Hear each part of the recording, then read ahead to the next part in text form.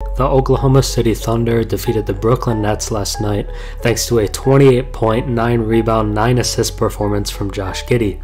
The win places them at 21-23 on the season and puts them in a three-way tie for 9th place in the Western Conference. The Thunder started a full-on rebuild after making the playoffs in 2020 by trading Chris Paul and have a legitimate shot to return to the playoffs only 3 years later.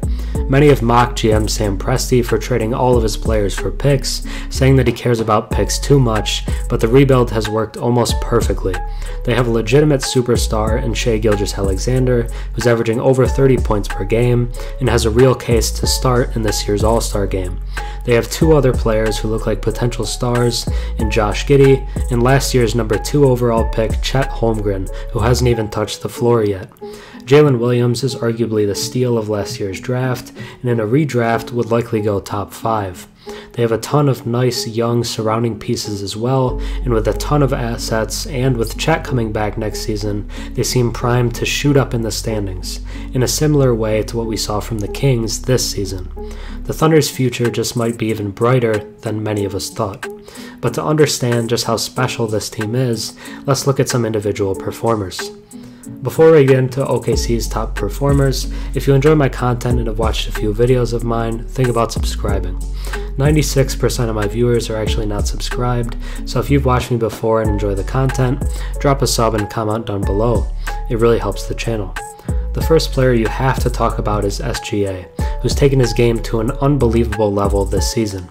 He's averaging 31 points, 6 assists, 5 rebounds, 2 steals, and a block per game. He was a good player in Los Angeles with the Clippers in his rookie year, but when he was included in the Paul George trade, I don't think anyone saw this level of performance coming. He's the 4th highest scorer in all of the NBA this season, but is a very high-level defender as well. He's 7th in the league in stocks, which is steals plus blocks per game, and is very active on that end of the floor. He is also extremely impressive in the clutch, hitting many huge shots down the stretch. The Thunder have sat him early on in previous years, but with how he and the team are performing, I think the team has to ride it out and let him take them to the playoffs, so he can get experience in that environment. SGA is already a top 20 player in the league and should be in the conversation for most improved player this season. OKC has a truly special player in SGA. The next player I want to talk about is Josh Giddey. There was a graphic that went around when Giddey was being drafted in 2021 that basically proclaimed that his weaknesses were all of basketball, and many were shocked when the Thunder selected him at number 6, over a player like Jonathan Kuminga, who's a really special athlete. No offense to the players behind him, but Giddey was the right choice. Over his last 5 games, Giddey is averaging 20 points, 9 rebounds, and 8 assists, and let's just say he's pretty good at basketball. His scoring has jumped from 12.5 points in his rookie season to 16 points per game this season, and he continues to get better at getting his own shot. He is a great passer, and the court vision he has allows him to get teammates easy buckets. He's a fun player to play with and makes the surrounding cast better. He also doesn't seem to mind being the number 2 to Shai and is willing to take on some more of the playmaking duties. He's a pass-first guy, but the steps he's taking as a scorer is what gives him the potential to be a true star. Jalen Williams was selected with the 12th overall pick in this year's NBA draft, and again, many called the pick a reach. He was a little old for a rookie at 21 years old, and played at a relatively smaller college comparatively in Santa Clara, so people were quick to write him off. However, he's been really solid as a rookie. He's averaging 12 points, 4 rebounds, 3 assists, and a steal per game, while shooting over 60% from inside the arc. He does some of the dirty work that doesn't really get appreciated, but has made a much quicker impact than many people expected. He had some comparisons to OG Anunoby in the pre-draft process, and I actually think that's a pretty good comparison. He's a pesky wing defender who can score from inside the arc and pass better than many people might expect him to. He's solidified himself as a large part of the franchise going forward. Chet Holmgren looked phenomenal in Summer League, raining threes down and playing like a guard, even though he stands at 7 feet tall. He's the epitome of the new era of big men, and even though Victor Wembanyama is getting all the hype now, which he deserves, Chet was the first guy to really have the archetype. He has star potential, yet people are seeming to forget about him.